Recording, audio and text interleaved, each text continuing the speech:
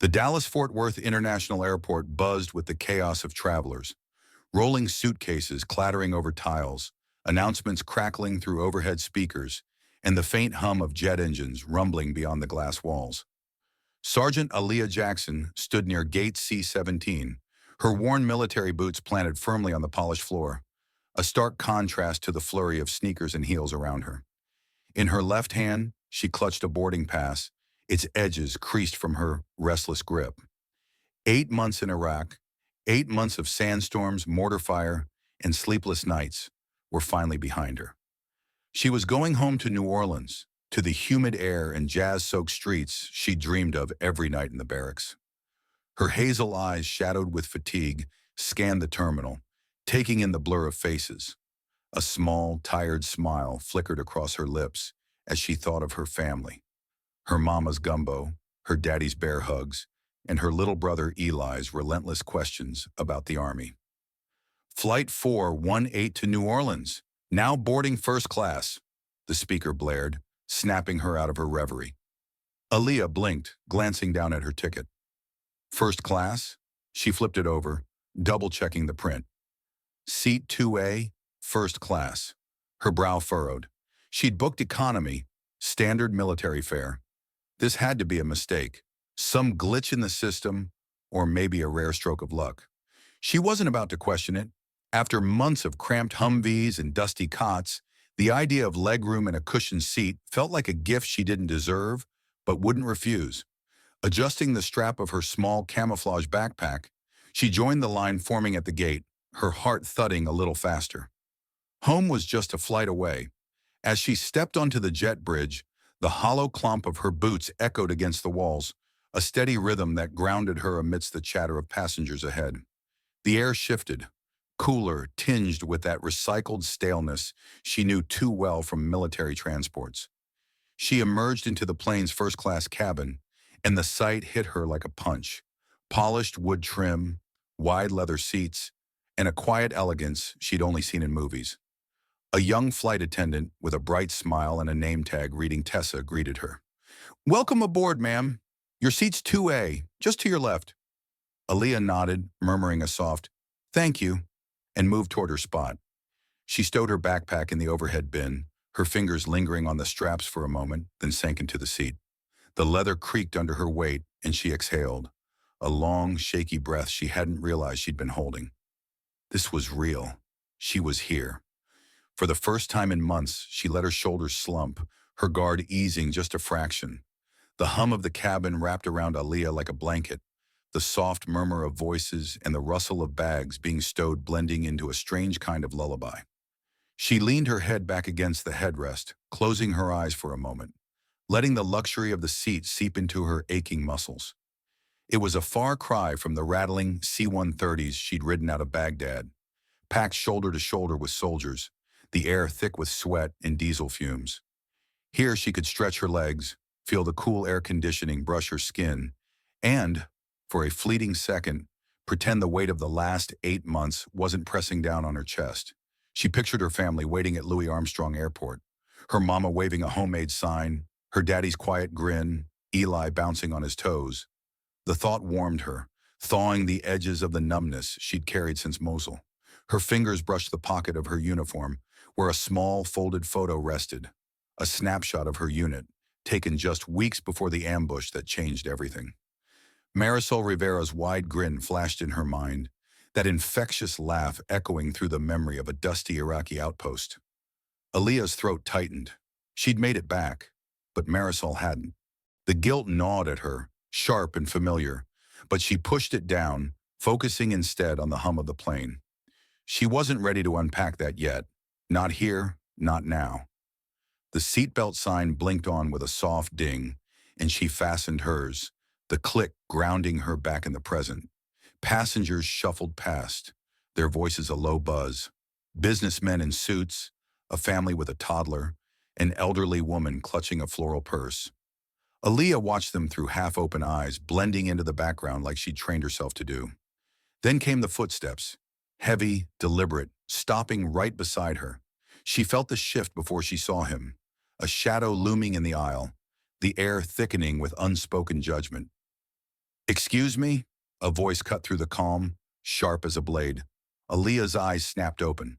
A man stood there, mid-50s, dressed in a crisp navy suit that screamed money. Robert Bobby Callahan, though she didn't know his name yet. His graying hair was swept back, his lips pressed into a thin line of disapproval as his gaze raked over her. It lingered on her uniform, pausing at the sergeant's stripes on her sleeve, then flicked up to her face with a flicker of something. Disdain, maybe, or disbelief. "I believe you're in my seat," he said, his Texas drawl clipped with irritation. Aaliyah straightened, her pulse quickening, but her voice stayed steady. "I'm sorry, sir, but this is my assigned seat." She reached for her boarding pass, fingers brushing the photo again, and held it out. The man's frown deepened, and she braced herself. This wasn't going to be simple.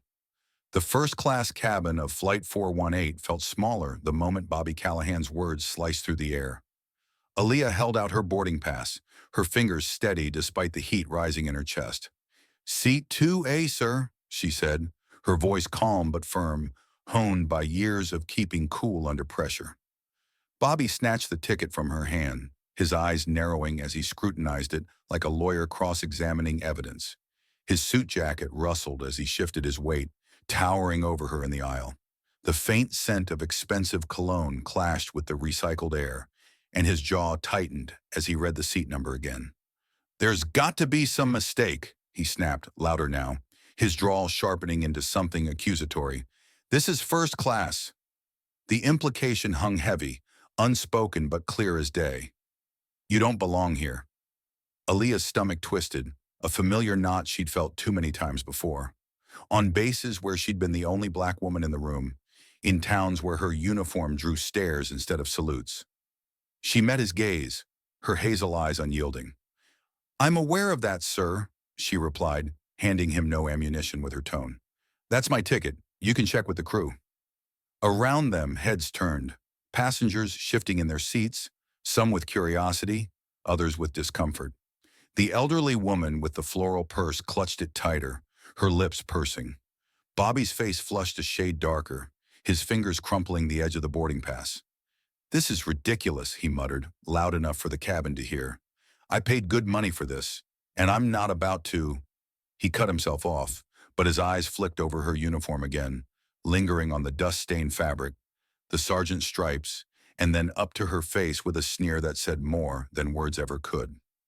Before Aaliyah could respond, a voice broke through the tension. "Is there a problem here?" Tessa, the flight attendant, appeared at Bobby's side, her smile tight but professional. Her blonde ponytail bobbed as she glanced between them, her hands clasped in front of her navy apron. Bobby wheeled on her, thrusting the boarding pass forward. "Yes, there's a damn problem. This person claims she's got a first-class ticket. There's obviously been a mix-up." Tessa took the ticket, her eyes scanning it quickly. "Everything's in order, sir," she said, her tone clipped, but unwavering. "Sergeant Jackson is assigned to 2A. Bobby's mouth opened, then shut, his cheeks reddening further. "Unacceptable," he barked. "I won't have my flight ruined by—" Tessa cut in, her voice rising just enough to command attention.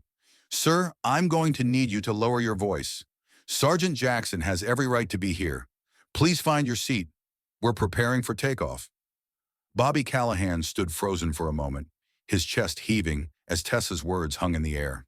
The first-class cabin seemed to shrink further, the hum of the engines a low growl beneath the silence that followed. Aaliyah watched him, her hands resting on her knees, fingers curling slightly into the fabric of her uniform. She could feel the weight of every eye in the cabin, some gawking, some pretending not to notice. But she kept her focus on Bobby, refusing to flinch. His lips twitched, as if wrestling with a retort, before he shot her one last glare, his blue eyes cold and cutting. With a huff, he snatched his boarding pass back from Tessa and stormed down the aisle to his seat, 4B, his polished loafers thudding against the carpet. The tension lingered like smoke, curling around the polished wood and plush seats. Tessa turned to Aaliyah, her practiced smile softening into something genuine. "I'm so sorry about that, Sergeant," she said quietly, her voice dropping to a whisper meant just for her. "Can I get you anything before we take off?" Aaliyah shook her head, forcing a tight smile. No, thank you. I'm fine. It was a lie, and she knew Tessa could see it. The way her jaw clenched, the faint tremor in her hands as she tucked them under her thighs. Tessa nodded anyway, giving her a small, knowing look before moving off to check on other passengers. Alone again, Aaliyah leaned back, her breath shallow. The confrontation replayed in her mind. Bobby's sneer, his words dripping with entitlement, the way he looked at her like she was an intruder. She'd faced worse, RPGs whistling past her head, the crack of gunfire in Mosul. But this hit different. This wasn't a battlefield she could map out or fight with a rifle. This was personal. The plane jolted as it began to taxi, the engines roaring louder, vibrating through the floor. Aaliyah turned to the window, watching the tarmac slide by, the patchwork of runways and service trucks blurring into a gray haze. Her reflection stared back, tired eyes, a face hardened by war, but still hers. She thought of home, of the shotgun houses in the Garden District, the sizzle of beignets at Café du Monde, the safety of her family's embrace. Then she thought of Bobby, sitting a few rows back, stewing in his anger. What was his deal? She'd met men like him before, quick to judge, slow to see past their own noses. But something in his glare stuck with her, a flicker of pain beneath the arrogance. The seatbelt sign dinged off as the plane leveled out, and Aaliyah reached into her backpack, pulling out a battered notebook and a pen. Maybe there was a way to turn this mess into something else, something worth saying. Her pen hovered over the page, trembling slightly as the idea took root. The steady drone of Flight 418's engines filled the cabin as Aaliyah sat hunched over her notebook, the pen trembling slightly in her grip.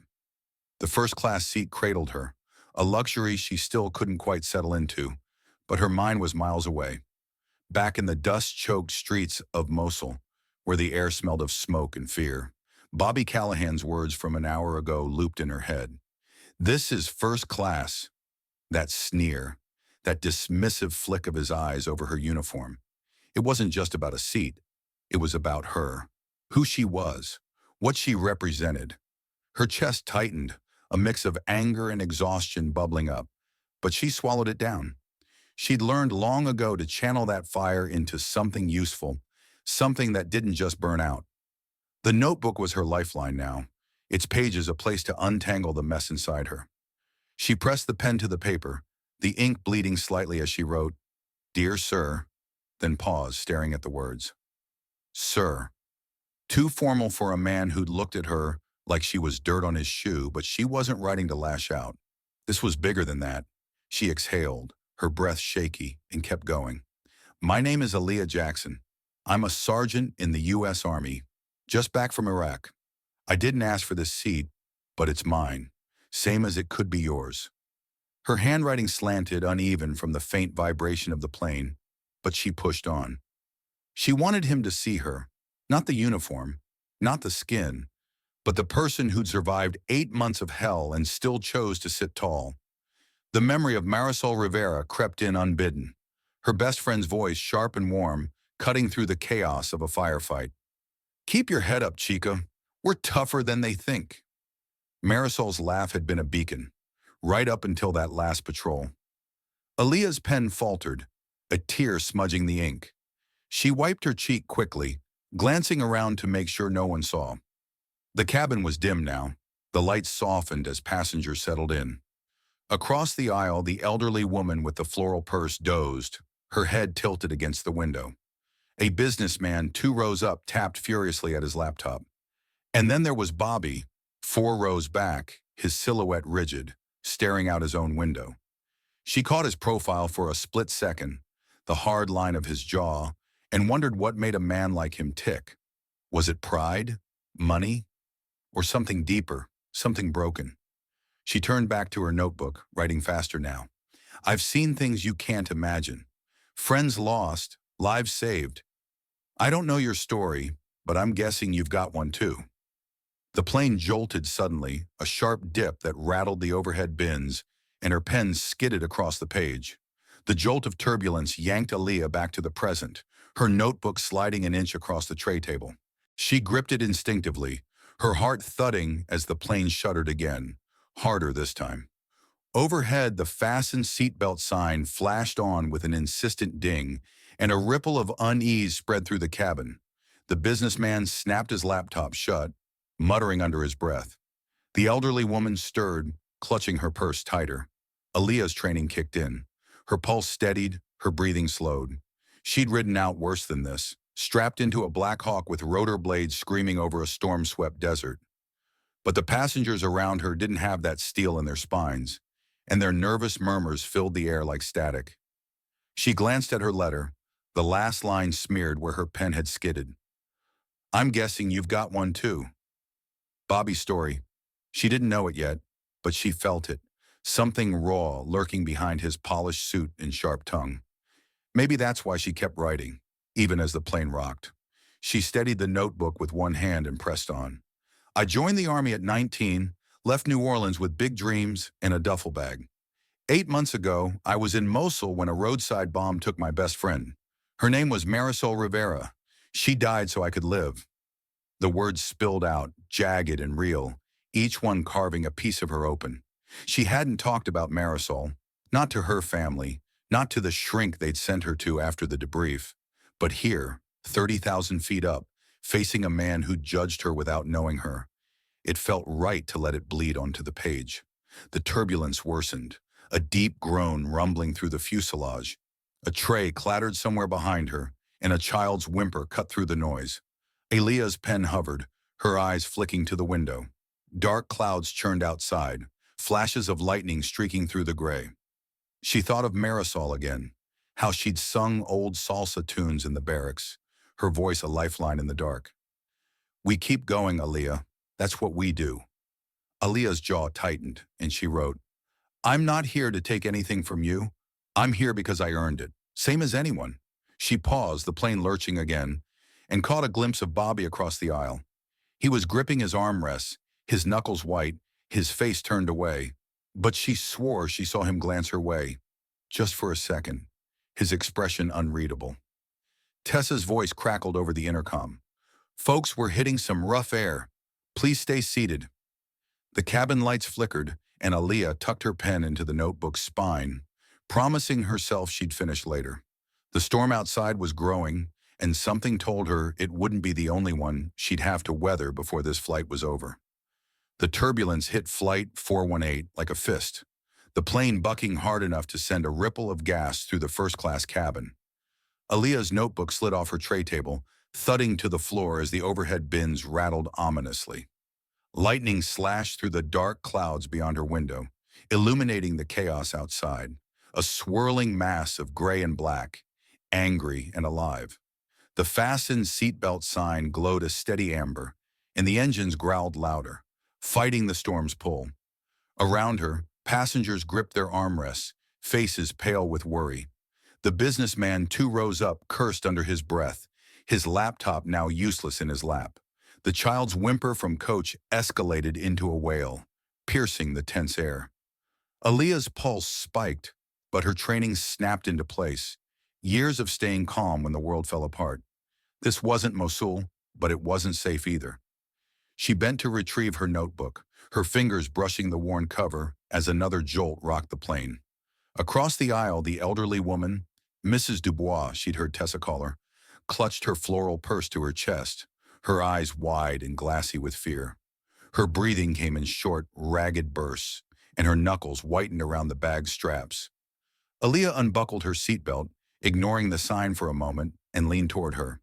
"It's okay, ma'am," she said, her voice low but steady, cutting through the cabin's rising panic. "Turbulence feels worse than it is. Just breathe with me, slow and deep." Mrs. Dubois locked eyes with her, desperation giving way to a flicker of trust.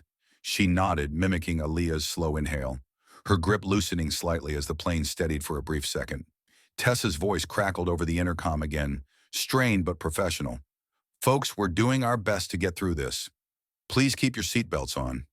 The words barely landed before another lurch sent a tray cart crashing in the galley, the clang echoing like a gunshot. A woman 3 rows back yelped, and the businessman muttered something about damn airlines.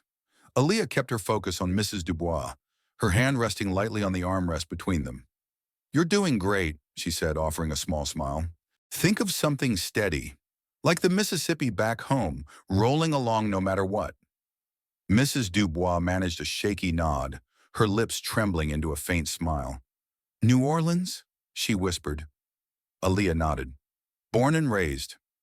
The connection grounded them both, a lifeline amid the storm. From the corner of her eye, she caught Bobby Callahan watching her, his hands still clamped on his armrests, his face a mask of tension. But his gaze fixed on her with something new. Surprise, maybe. She didn't have time to dwell on it. The plane dipped again, and the cabin's unease swelled. The plane shuddered violently, a deep groan tearing through the fuselage as if the storm outside was clawing at its seams. Aaliyah braced herself against her seat, her boots planted firm on the carpet, while the overhead lights flickered like a dying pulse. Mrs. Dubois let out a small cry, her purse slipping to the floor as she clutched Aaliyah's armrest instead. "We're gonna be fine," Aaliyah said, her voice a steady anchor in the chaos. She reached down, retrieving the bag and pressing it back into the woman's hands. "Hold on to this. It's your piece of home, right?" Mrs. Dubois nodded, tears brimming in her eyes, and whispered, "My grandbaby made it for me." Aaliyah's chest tightened, images of Marisol flashing again, her friend stitching a patch onto her uniform during a rare quiet night. She pushed the memory aside, focusing on the now. The turbulence didn't relent. A sharp drop sent a chorus of screams rippling through the cabin, and a plastic cup rolled down the aisle, spilling soda in its wake. Tessa stumbled past, her ponytail askew, steadying herself against a seat as she called out reassurances no one seemed to hear. Aaliyah scanned the space. Passengers hunched forward, some praying, others gripping their seats like lifelines. The businessman was silent now, his bravado gone, sweat beading on his forehead. Then her eyes landed on a young woman a row ahead, her hands trembling as she fumbled with her seatbelt, panic etched across her face. "Hey," Aaliyah called softly, loud enough to cut through the noise. "Look at me. You're okay. Just breathe." The woman met her gaze, nodded jerkily, and mirrored Aaliyah's slow exhale, her shaking easing slightly. Lightning flared outside, a blinding streak that lit Bobby Callahan's face across the aisle. He was still watching her, his knuckles white, but his expression had shifted, less rigid, less hostile. There was a crack in his armor, a grudging flicker of respect she hadn't seen before. She held his stare for a moment, then offered a small nod. Not a challenge, just acknowledgement, before turning back to Mrs. Dubois. "We're tougher than this storm," she said, squeezing the woman's hand. "Think of that grandbaby waiting for you." Mrs. Dubois managed a weak laugh, wiping her eyes. "She's a spitfire, that one." The plane steadied briefly, the engines humming with renewed strength, and the cabin exhaled as one. Tessa reappeared, her face flushed but relieved. "We're through the worst of it, folks," she announced, her voice steadier now. Aaliyah leaned back, her own tension unwinding just a fraction. She caught Bobby's eye again.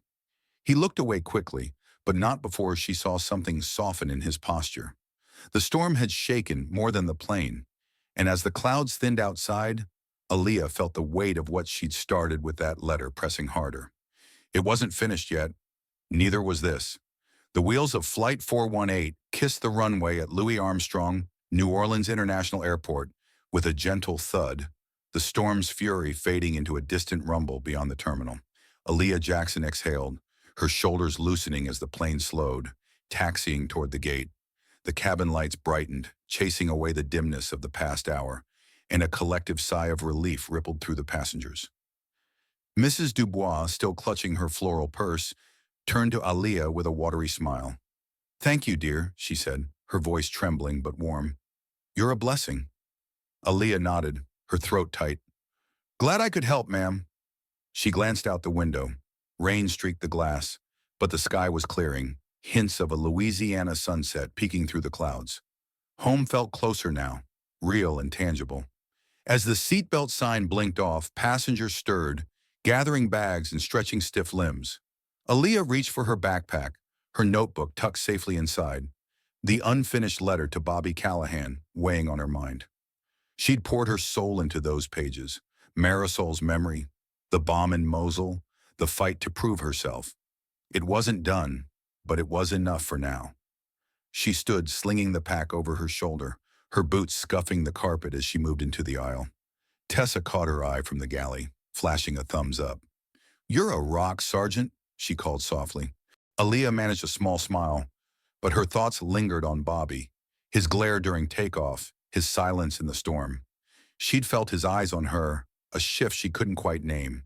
Then she saw him, Bobby Callahan, a few steps ahead, pulling a sleek leather carry-on from the overhead bin. His suit was rumpled now, his gray hair slightly askew, but his posture stiffened as he turned and met her gaze. For a moment, neither moved, the air between them thick with the echo of their earlier clash. Aaliyah squared her shoulders, ready to pass him without a word, but he cleared his throat, his voice low and gruff. "Sergeant Jackson," he said, the words awkward, like they didn't fit his mouth. She stopped, eyebrows lifting slightly. "Sir?" Bobby shifted, his eyes darting to the floor, then back to her. "I owe you an apology. What I said earlier, how I acted, it was out of line." His Texas drawl softened, edged with something raw. "I lost my son in Iraq 2 years back.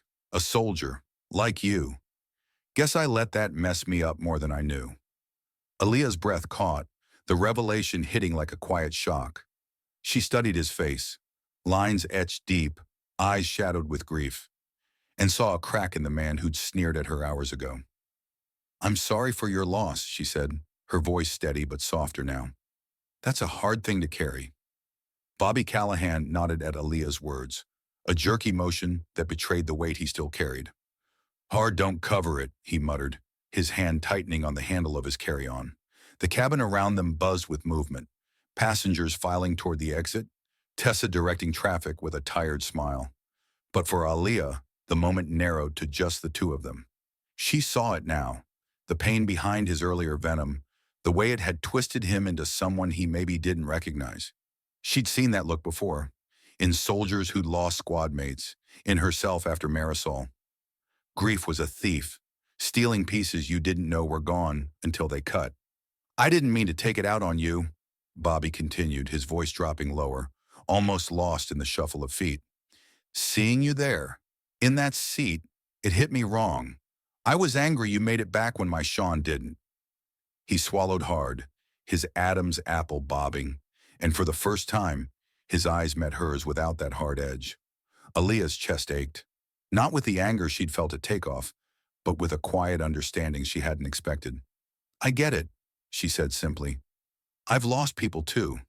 Doesn't make it easier, but it's not a contest." She shifted her backpack, the weight of her notebook pressing against her spine, a reminder of the words she'd written for this man. Bobby rubbed a hand over his face, exhaling a shaky breath. "You handled that storm like it was nothing," he said, a grudging respect creeping into his tone. "Kept everyone calm. Sean, he was like that too, always steady when it counted."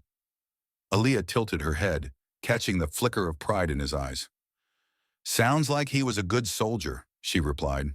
Bobby nodded, a ghost of a smile tugging at his lips before it faded. "He was." The jet bridge loomed ahead, the line moving faster now, but Bobby hesitated, then reached into his jacket pocket. "Look, I don't know if this means anything to you, but..." He pulled out a folded envelope, her handwriting visible on the front, and held it out. "I saw you writing. Figured it might have been about me." Aaliyah took the envelope, her fingers brushing his, surprised he'd noticed. "It is," she admitted, her voice steady. "I was going to give it to you anyway." Bobby's brow furrowed, but he didn't push. Instead, he stepped aside, letting her move toward the exit. "Maybe I'll read it," he said gruffly, then added almost as an afterthought, "Welcome home, Sergeant."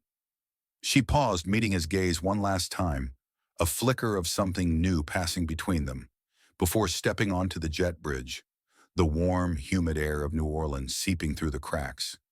Whatever came next, she knew this wasn't the end of their story. Aaliyah Jackson stepped off the jet bridge into the bustling terminal of Louis Armstrong, New Orleans International Airport, the humid air wrapping around her like a familiar embrace. Her boots thudded against the tile, a steady rhythm drowned out by the chatter of travelers and the faint wail of a jazz trumpet drifting from somewhere near baggage claim. She adjusted her backpack, the envelope with her letter to Bobby Callahan tucked inside, its edges pressing against her notebook. She'd meant to leave their encounter on the plane behind her, head straight to her family, let the day's tension dissolve in her mama's cooking. But a voice stopped her cold. "Sergeant Jackson!" She turned startled to see Bobby Callahan hurrying toward her, his carry-on bouncing awkwardly at his side, his face flushed from the effort. "I'm glad I caught you," he said, slightly out of breath as he reached her. His suit was still rumpled from the flight, but his eyes carried a different weight now, less guarded, more earnest. "You got a minute? I'd like to buy you a coffee." Aaliyah hesitated, glancing at her watch. Her family wouldn't hit the airport for another hour. New Orleans traffic was a beast after a storm. She studied Bobby, the man who'd sneered at her hours ago now, standing with a tentative offer. Something in his voice tugged at her, a thread of sincerity she couldn't ignore. "All right," she said finally, nodding. "I've got some time." They wove through the terminal, past harried travelers and flashing departure screens, until they reached a small coffee shop tucked near Gate 12. The sign read Bayou Brew, its walls plastered with faded Mardi Gras posters, the air thick with the scent of chicory and frying beignets. Aaliyah slid into a chair at a wobbly table, dropping her backpack beside her, while Bobby ordered black coffee for him, water for her. He returned with a tray, setting it down with a clatter, and sank into the seat across from her. "I read your letter," he said without preamble, pulling the envelope from his jacket and laying it between them. His fingers lingered on it, tracing the creases. "Didn't expect that." Aaliyah leaned back, her hands resting on her lap, steady despite the flutter in her chest. "Didn't expect you to read it so fast," she replied, her tone even but curious. Bobby cracked a faint, rueful smile. "Couldn't wait. Your words, they hit me hard. All that about Mosul, your friend Marisol." He paused, his voice catching. "Made me see how small I've been thinking." Aaliyah's gaze softened, but she stayed quiet, letting him find his way. The hum of the airport faded, the space between them shrinking as he tapped the letter. "I owe you more than an apology, don't I?" The clink of Bobby's coffee mug against the table punctuated the silence that followed his question. Aaliyah watched him, her water glass untouched, the condensation pooling on the scratched tabletop of Bayou Brew. His admission hung between them, raw, unguarded, and she felt the shift, like a door creaking open after years of rust. "You don't owe me anything," she said finally, her voice soft but firm. "I wrote that letter for me as much as for you, to make sense of it all." Bobby's brow furrowed, his fingers tightening around the mug. "Still," he said, "you didn't have to. Most folks would have just let me stew in my own mess." He took a sip, wincing slightly at the heat, then met her eyes. "You mentioned Marisol. Tell me about her." Aaliyah's breath hitched, the name a knife and a bomb all at once. She leaned forward, elbows on the table, and let the memory spill out. "Marisol Rivera, Puerto Rican, tough as nails, funniest person I ever met. She saved my life in Mosul. Bomb went off, shrapnel everywhere, and she shoved me out of the way. Took the hit instead." Her voice trembled, but she pressed on, the words a tribute. "She'd sing these old salsa songs, loud and off-key, just to keep us sane. I hear her every time I close my eyes." Bobby listened, his face still, but his eyes glistening. He set the mug down, hands folding together as if to steady himself. "Sounds like my Sean," he said quietly, always cracking jokes, keeping his unit tight. "He died in Fallujah. IED got his convoy. I got the call 2 years ago, and I've been mad at the world since." The air thickened with their shared grief, a thread tying them across the table. Two strangers bound by the ghosts of Iraq. Aaliyah nodded, her throat tight. "I'm sorry about Sean. Losing someone like that, it changes you." Bobby rubbed his jaw, his voice dropping to a whisper. "It does. Seeing you on that plane, I didn't see a soldier. I saw someone who made it when he didn't. That's on me." Aaliyah reached for her water, sipping to steady herself. "We all carry it different," she said, "but you're right. It's not on me." Bobby straightened, a flicker of resolve crossing his face. "I run a veterans group here in New Orleans. Help folks readjust, keep Sean's memory alive. I'd be honored if you'd come by sometime, share what you've seen. Aaliyah tilted her head, considering. I'll think about it, she said, a small smile tugging at her lips. The terminal loudspeaker crackled, announcing a delayed flight, and Bobby glanced at his watch. Guess you've got folks waiting, he said, standing. Thanks for this, Sergeant. She rose too, slinging her backpack over her shoulder. Call me Aaliyah, she replied, and they parted, him toward the exit, her toward baggage claim, the promise of home pulling her forward. Nearby, and the scent of rain-soaked asphalt mingled with fried seafood from a food truck across the lot. She adjusted her backpack, the weight of her notebook and Bobby's letter a quiet reminder of the flight. But her focus sharpened when she spotted them. Her family clustered near a beat-up blue minivan, holding a giant sign scrawled with, Welcome home, Sergeant Aaliyah, in red and gold marker, the colors of her high school back in the Garden District. Her mama Loretta saw her first, letting out a cry that could have woken the dead. My baby's home, she shouted, dropping the sign and rushing forward, her floral dress billowing. Aaliyah barely had time to brace herself before she was enveloped in a hug that smelled of lavender and home-cooked roux. Her daddy James followed slower, his limp from an old factory injury more pronounced today, but his grin split wide as he wrapped his long arms around them both. There's my girl, he murmured, his voice rough with pride. Aaliyah buried her face in his shoulder, the familiar scratch of his flannel shirt grounding her. 8 months of sand and gunfire melted away, replaced by the safety she'd craved every night in Iraq. Then came Eli, her little brother, all lanky 18-year-old energy, bouncing on his sneakers. You're finally back, sis, he said, pulling her into a quick, awkward hug before stepping back, his grin faltering as he shoved his hands in his pockets. Aaliyah ruffled his hair, longer now, curling at the edges, and laughed. Missed you too, Squirt. The nickname felt right, even if he towered over her now. Loretta wiped her eyes, fussing over Aaliyah's uniform. Look at you, all dusty and tough. You hungry? I've got gumbo simmering at home. Aaliyah's stomach growled loud enough to answer, drawing a chuckle from James. That's a yes, he said, popping the van's trunk for her backpack. They piled into the minivan, the cracked leather seats creaking under their weight. Aaliyah sank into the back beside Eli, the hum of the engine and the chatter of her parents up front washing over her like a balm.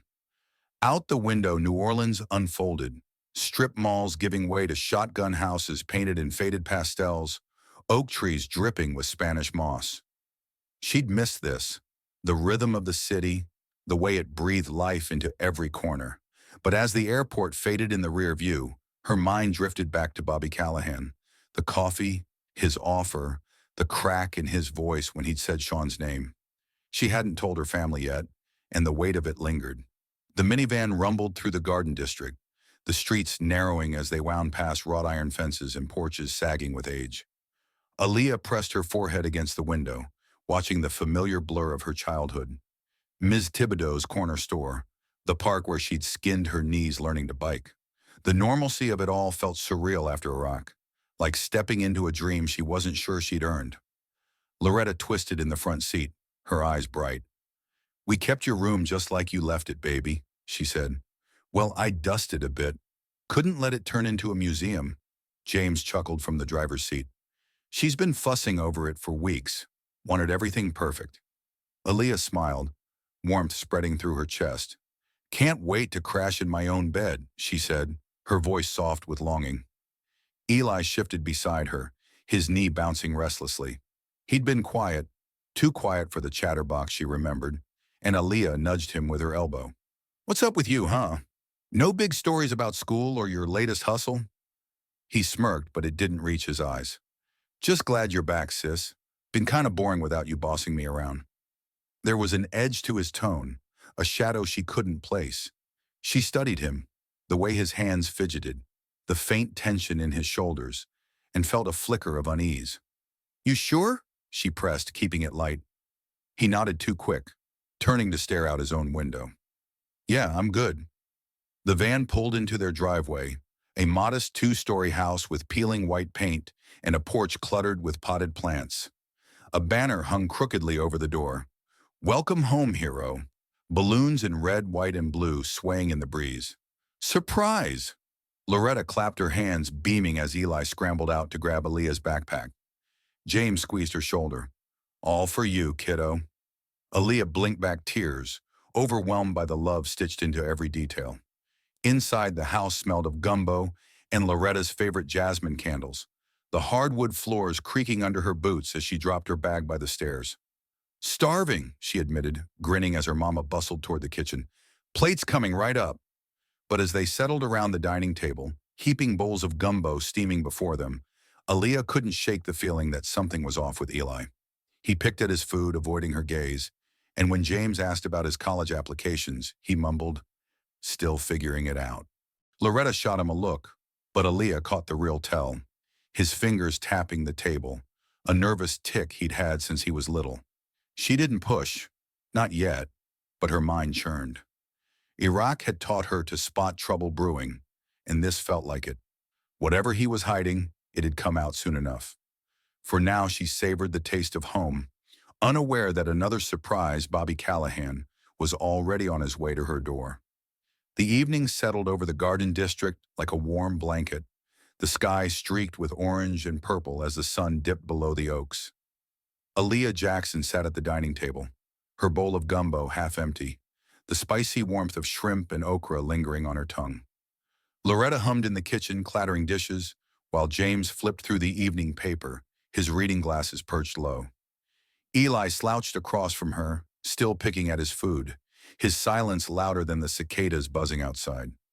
Aaliyah leaned back, savoring the peace of home, her boots kicked off under the table, until a sharp knock rattled the front door, slicing through the quiet. Loretta poked her head out, frowning. Who's that at this hour?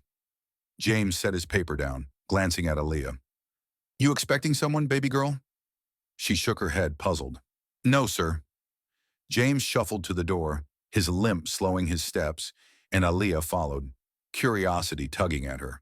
He swung it open, revealing Bobby Callahan standing on the porch, his suit jacket slung over one arm, a small photo frame clutched in his hand.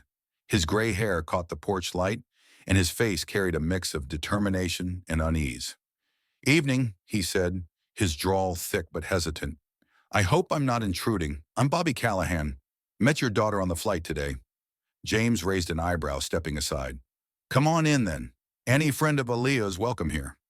Bobby nodded, stepping over the threshold, his loafers scuffing the hardwood as his eyes found Aaliyah. Didn't mean to barge in, he said. Found your address on that envelope.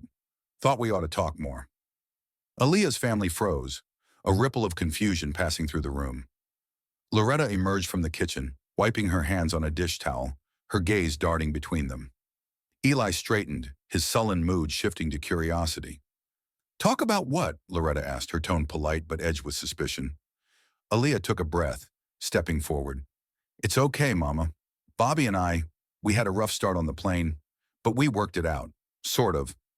She gestured to the living room. Let's sit. Everyone, this is Bobby. He's got a story tied to mine.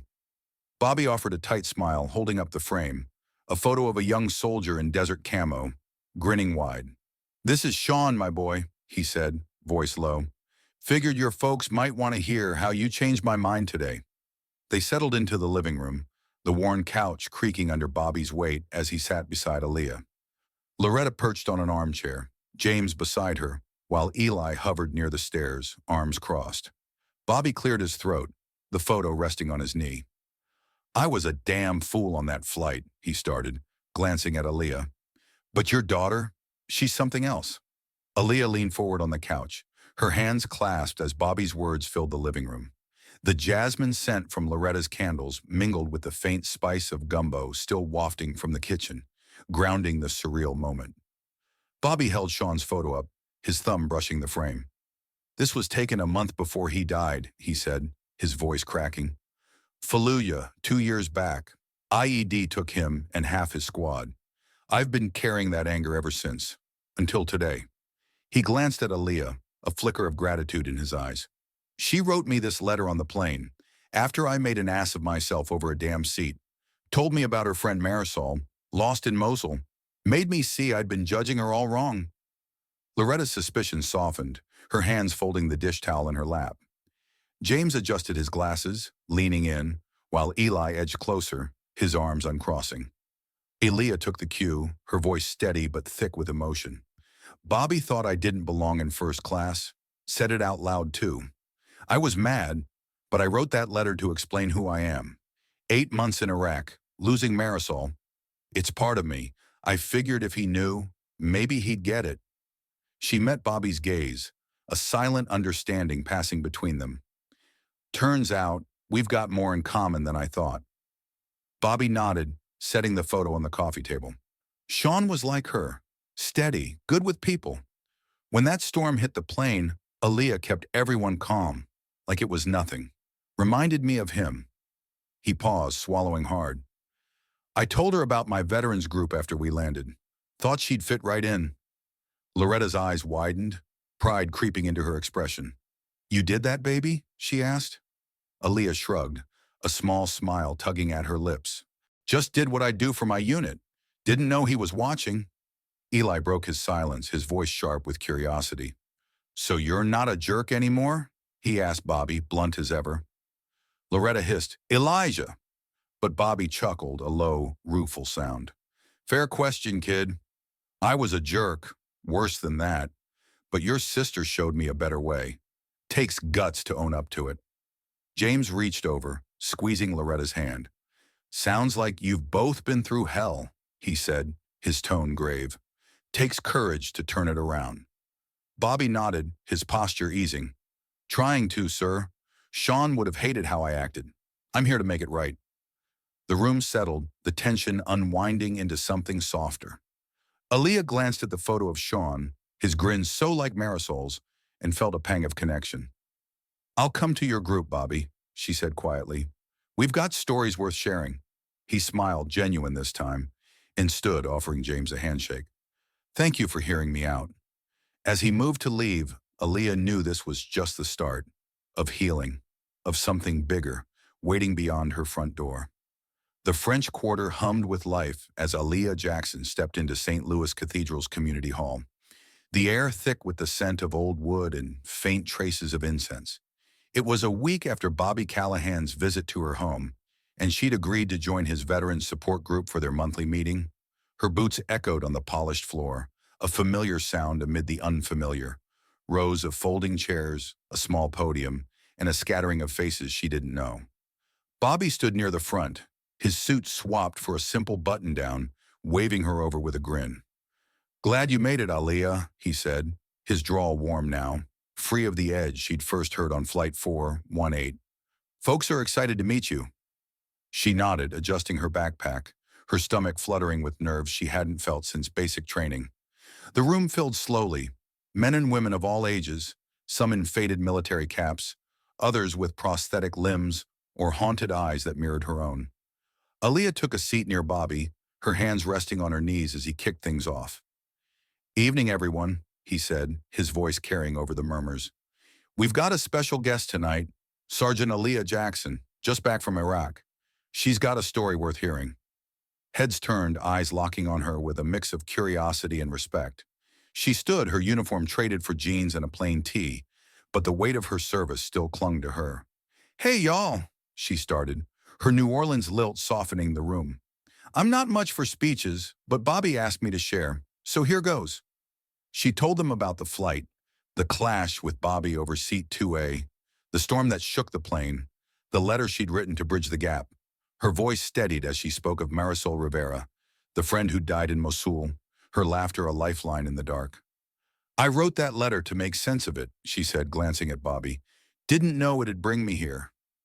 The room was quiet, save for the creak of chairs and a few soft nods. Bobby stepped up beside her, clapping her shoulder. She turned my sorry ass around that day, he said, drawing a ripple of laughter. Sean, my boy, would have liked her.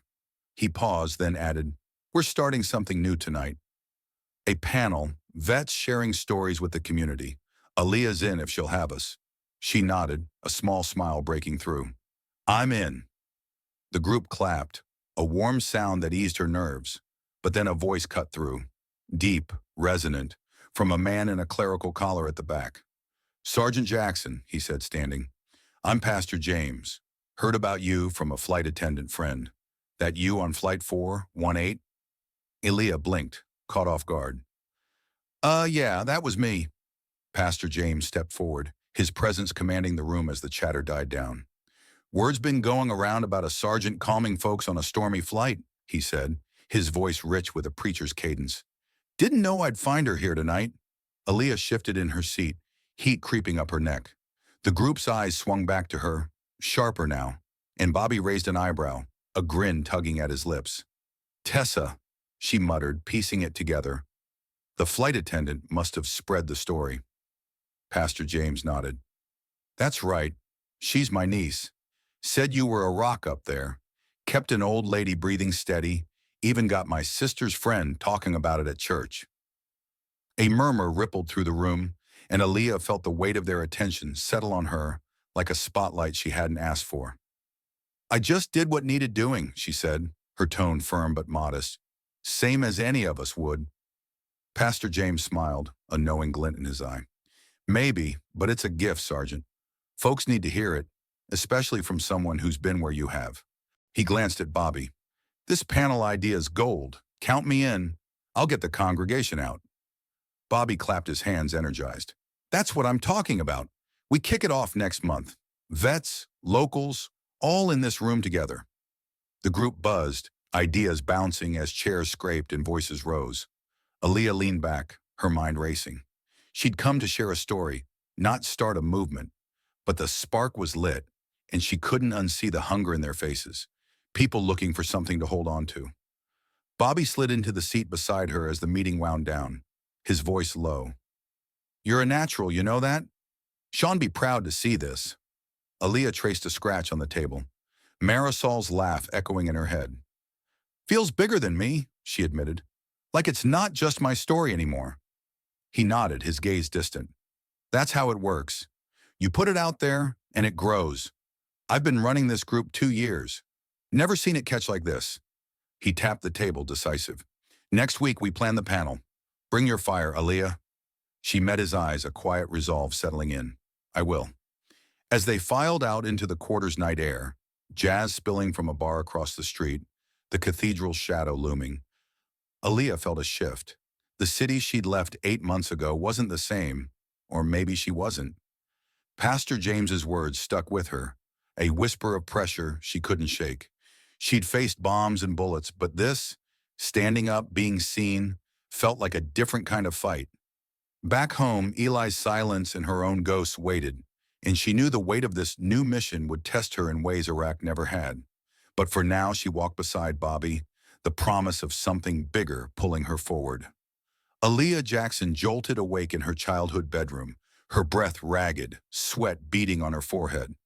The clock on her nightstand glowed 3:17 a.m., its red digits casting a faint light across the Garden District house. Outside, crickets chirped in the humid night, but inside her head, the roar of Mosul drowned them out. A bomb's echo, Marisol's scream, the crunch of gravel under her boots as she'd crawled to safety. She pressed her palms to her eyes, willing the images away, but they clung like smoke. 8 months in Iraq had carved grooves in her mind, and 2 weeks back home hadn't filled them. The panel with Bobby's group loomed closer. Next month, a stage, a crowd, and the weight of it pressed harder now, stirring ghosts she'd hoped to bury. She swung her legs over the bed's edge, the hardwood cool against her bare feet, and padded to the window. Moonlight filtered through the oaks, dappling the street below, but all she saw was Marisol, her friend's dark eyes wide with fear, then blank, blood pooling in the sand. Aaliyah's hands trembled as she gripped the sill. She'd told the story at the veterans meeting, cleaned it up, made it neat for strangers. But the raw truth hit her here, alone. She wasn't sure she could keep standing up, keep talking, when every word dragged her back to that day. Pastor James's voice echoed in her head. It's a gift. Maybe, but it felt like a curse tonight. Downstairs, the house creaked, a familiar sound that usually soothed her. She slipped on a hoodie, needing air, and crept down the stairs, avoiding the third step that always groaned. The living room was dark, Loretta's candles cold, James's newspaper still folded on the couch. She paused at the kitchen door, hearing a rustle. Eli hunched over the table, a glass of water in his hand.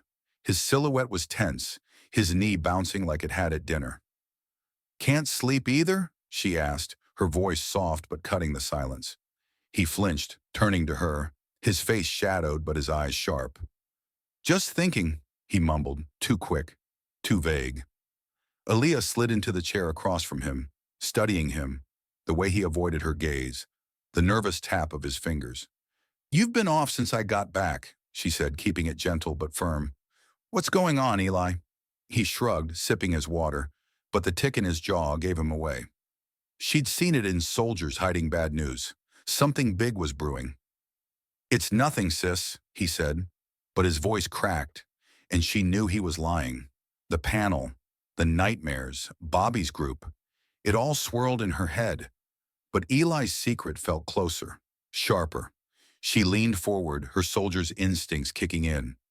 "Talk to me," she said, a quiet command. "Now!" Eli's fingers tightened around the glass, the water sloshing slightly as Aaliyah's words hung in the kitchen's dim light. The hum of the fridge filled the silence, a low drone that did nothing to ease the tension coiling between them. She held his gaze, her hazel eyes steady, unyielding. The same look she'd used on green recruits who thought they could dodge the truth. "I'm not playing, Eli," she said, her voice low but edged with steel. "You've been jittery for days. Spill it." He shifted in his chair, his knees still bouncing, and for a moment she thought he'd bolt. Then he exhaled a shaky breath that seemed to deflate him and set the glass down with a clink. "I signed up," he said, the words tumbling out fast like he'd been holding them too long. "Army, went to the recruiter last week. I'm shipping out after graduation." Aaliyah's stomach dropped. The air sucked out of her lungs. She stared at him, his face half lit by the streetlight seeping through the window. Her little brother, all sharp angles and defiance, suddenly a stranger. "You what?" she whispered, her voice cracking.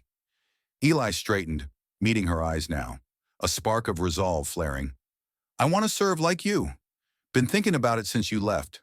I'm 18. I can decide this." Her hands clenched into fists on the table, the nightmare still fresh. Marisol's blood, the blast's roar. "You don't know what you're signing up for," she said, sharper than she meant. "You think it's some adventure? I've seen people die, Eli. Good people. Torn apart. You don't get that from a recruiter's pamphlet." He flinched but didn't back down. "I'm not a kid anymore, Aaliyah. I've watched you. How strong you are. I want to be that too." His words hit her like a punch, pride and terror twisting together. She wanted to shake him, scream that strength came with scars he couldn't imagine. But his eyes, earnest, pleading, stopped her cold.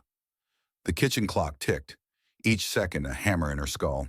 She stood, pacing to the sink, needing space to breathe. "Mama and Daddy know?" she asked, her back to him. "Not yet," he admitted, quieter now. "Wanted to tell you first." She turned, leaning against the counter, her mind racing. The panel, the veterans group, her own ghosts, now this. "I can't lose you too," she said, barely a whisper, the confession slipping out before she could catch it. Eli's face softened, and he stood, crossing to her. "You won't," he said, his hand on her shoulder, a mirror of their daddy's grip. "I promise." Her phone buzzed on the table, Bobby Callahan's name flashing. She ignored it, but his voice from their last talk echoed. "You've got fire." She'd need it now, for Eli, for herself. Whatever came next, she couldn't outrun the past, or the fight ahead. The community hall at St. Louis Cathedral buzzed with anticipation, the air thick with the chatter of a growing crowd. Veterans, locals, and Pastor James's congregation, spilling into the rows of chairs. It was Aaliyah Jackson's second time speaking with Bobby Callahan's veterans group, 3 weeks after Eli's bombshell about enlisting. She stood near the podium, her hands steady but her stomach churning, the weight of her brother's choice pressing against the ghosts of Iraq. Bobby adjusted the microphone, his button down crisp despite the humidity seeping through the open windows. "Evening, folks," he said, his drawl cutting through the noise. "We've got a hell of a panel tonight. Sergeant Aaliyah Jackson and some special guests. Let's hear it." The room clapped, a warm wave that lifted her slightly, but her eyes scanned the faces. Eli sat near the back, his jaw tight, Loretta and James beside him, worry etched deep. Aaliyah stepped up, her voice steady as she began. Y'all know my story by now. Flight 418. The letter, Marisol Rivera. But it's not just mine anymore. She glanced at Bobby, who nodded encouragement. It's about all of us who've served, who've lost. She spoke of Mosul, the bomb, Marisol's sacrifice. Her words raw but measured, the crowd leaning in. Then the door creaked open and a woman slipped in, tall, silver-haired, clutching a leather journal. Bobby froze mid-nod, his face paling. Vivian, he whispered loud enough for Aaliyah to catch. The woman, Vivian Callahan, his wife, moved to the front, her steps deliberate, her eyes locked on Aaliyah. I wasn't gonna come, Vivian said, her voice trembling, but clear as she faced the room. But Bobby told me about you, Aaliyah, and I had to. She held up the journal, its pages worn. This was Sean's, my son's. He wrote about Iraq, his squad, and you're in here. Aaliyah's breath stopped, the room tilting. Bobby gripped the podium, his knuckles white. Vivian opened the journal, her hands shaking. October 12th, 2 years ago. Met 2 soldiers today, Rivera and Jackson. Rivera's a riot, sings like a hurricane. Jackson's solid, saved a kid from a stray shot. Wish I could be that steady. Vivian's voice broke, tears spilling. That was a week before he died. The crowd gasped, a collective jolt, and Aaliyah's knees buckled. She grabbed the podium, memories crashing in. Fallujah, a patrol crossing paths, a young soldier with Bobby's eyes joking with Marisol. Sean, she whispered, the name a punch. Bobby staggered to Vivian, his face crumpling as he took the journal, reading the words himself. You knew him? He rasped, turning to Aaliyah.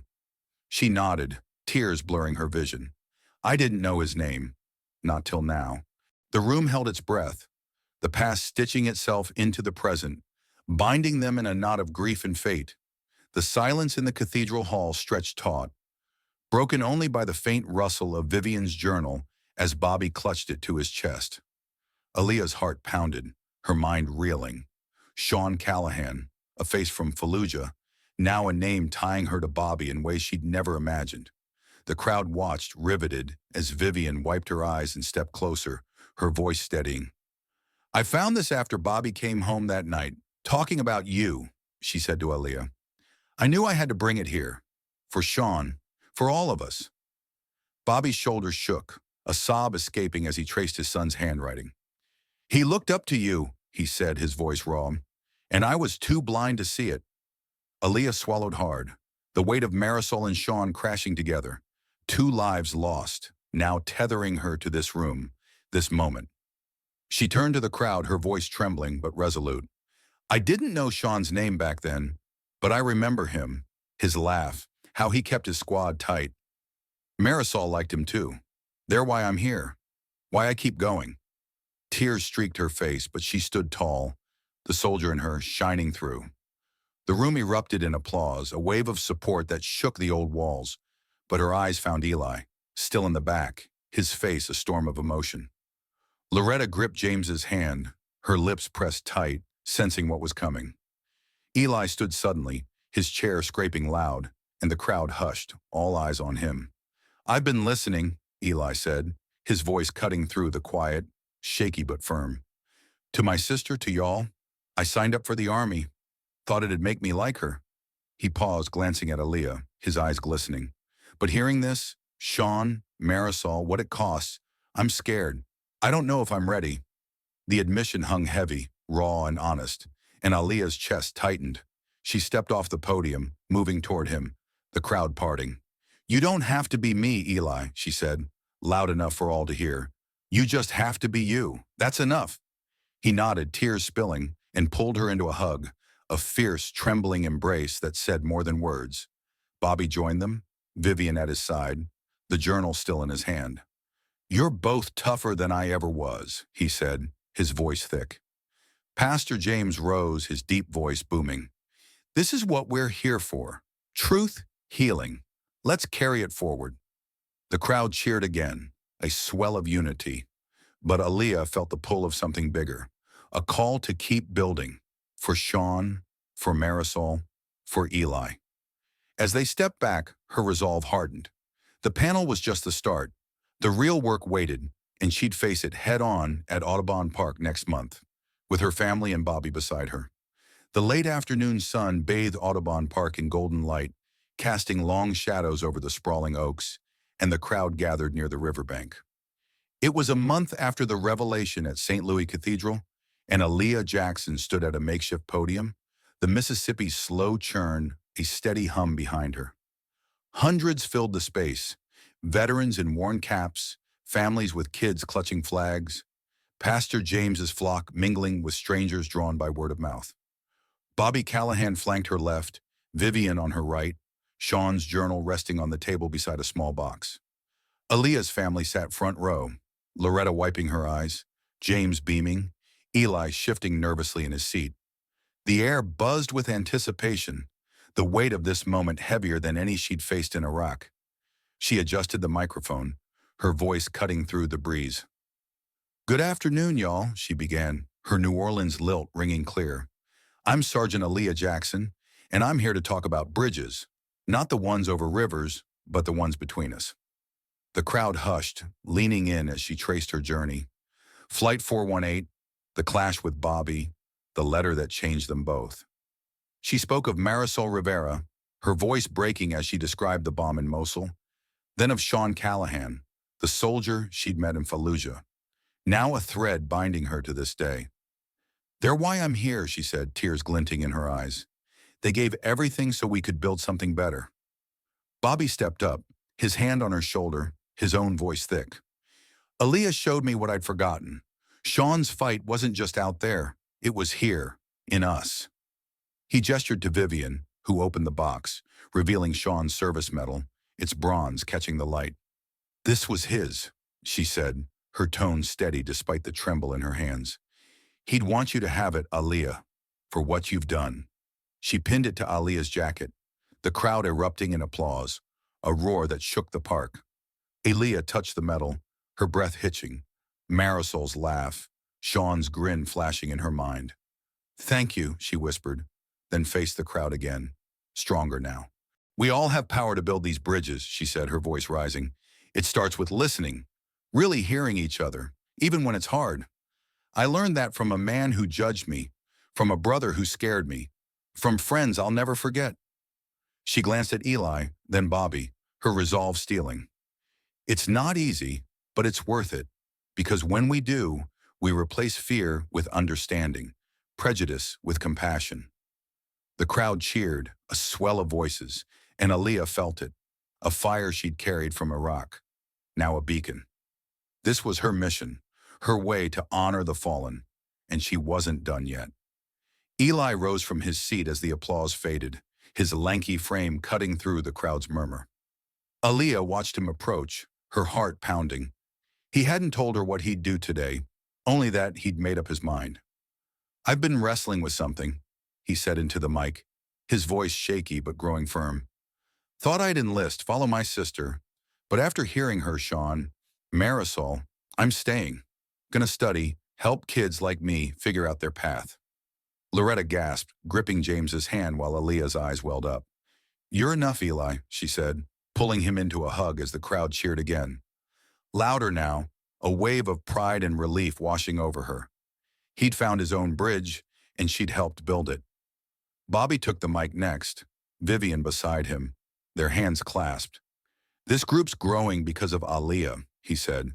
"We're calling it the Callahan Rivera Project, honoring Sean and Marisol, bridging vets in this city."